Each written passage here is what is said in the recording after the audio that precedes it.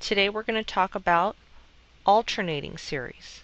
Try to remember what makes an alternating series. You're going to have negative 1 to the n, or something like negative 1 to the n plus 1. For example, I'm going to write up what's called the alternating harmonic series. Well, an alternating harmonic series will be that harmonic series, which is a p series with p equals to 1, but I'm going to make it go plus minus plus minus plus minus.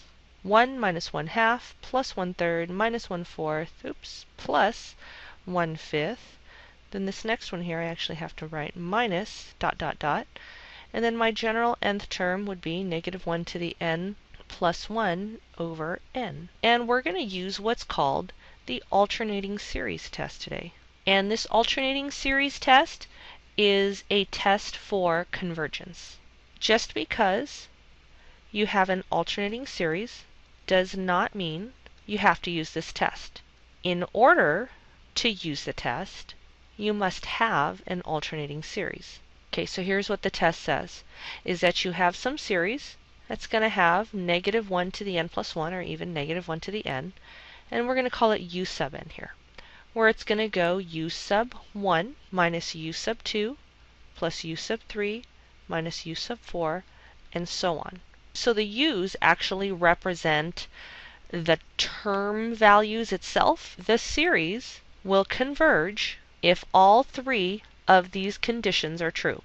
Okay, and the three conditions are every u sub n term is greater than 0. And what this means for us is that your terms must alternate positive, negative, positive, negative. U sub n must be greater than or equal to u sub n plus 1 for every n that is an element of big N, where big N is an element of the set of integers. What this means is that the terms cannot get bigger eventually. Well, let's take a look at what this says. What is u sub n and what is u sub n plus 1? U sub n is going to be the previous term, and u sub n will be n plus 1 will be the next term. So every previous term must be greater than or equal to the subsequent term. For this part right here where it says for every n is an element of big N, where n is an integer, that simply means that as long as you can say this is true at some point in time in your series, then it's okay. And the last condition that must be true is that the limit as n approaches infinity of your u sub n must equal to 0. If any part of this test is not true, the test is inconclusive.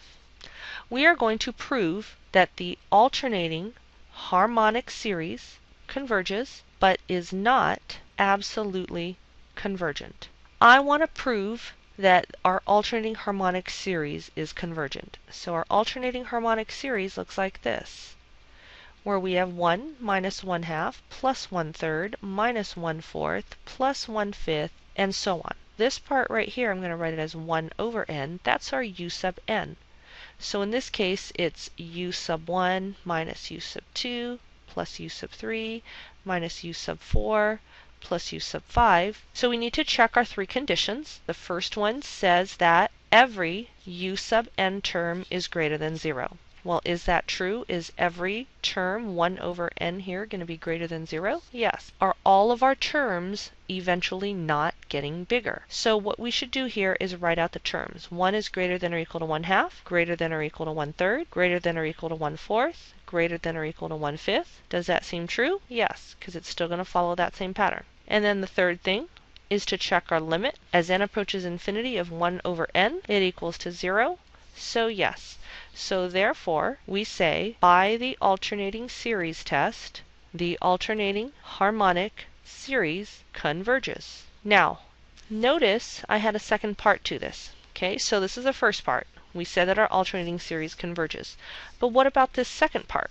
Absolute convergence. Absolute convergence is what you get when you take absolute value of your series.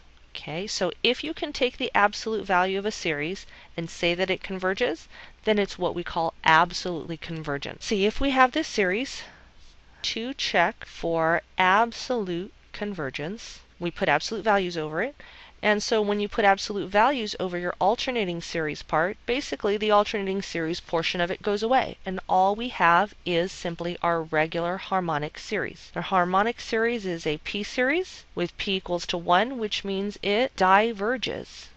Okay, so let's be clear on what we have.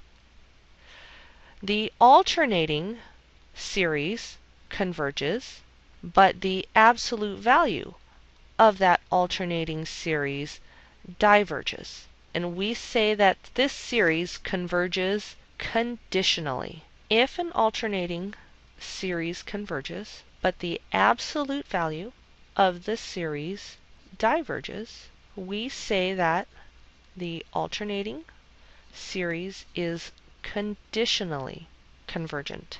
If the absolute value of the series also converges, we say that the alternating series is absolutely convergent. Okay, let's take a look at this alternating series. And I want to know, does this series converge conditionally? Does it converge absolutely? Or does it diverge? In our series up here, this part that I've just circled is going to be our u sub n plus 1 over n squared, so that our series would look like this. Let's just plug in some of our numbers. So n starts at 1 to infinity, so it'll be 2 over 1, and then 3 over 4, 4 over 9, 5 over 16, 7 over 25, and so on.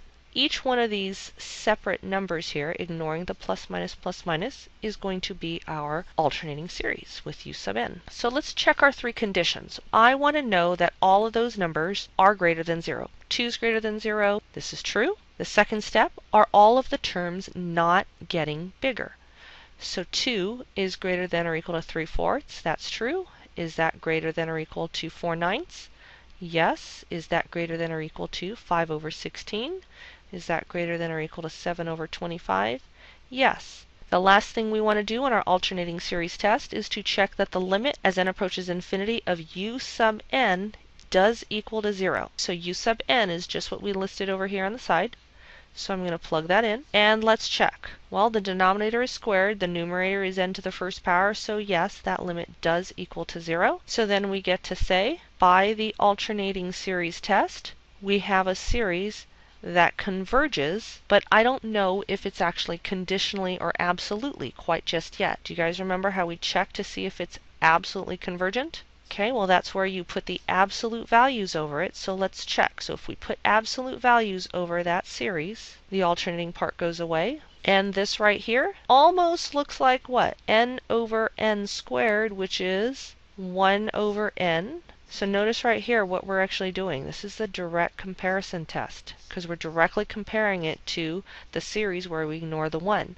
This is going to be a harmonic series that diverges. So by the DCT, this series diverges, therefore our series converges conditionally.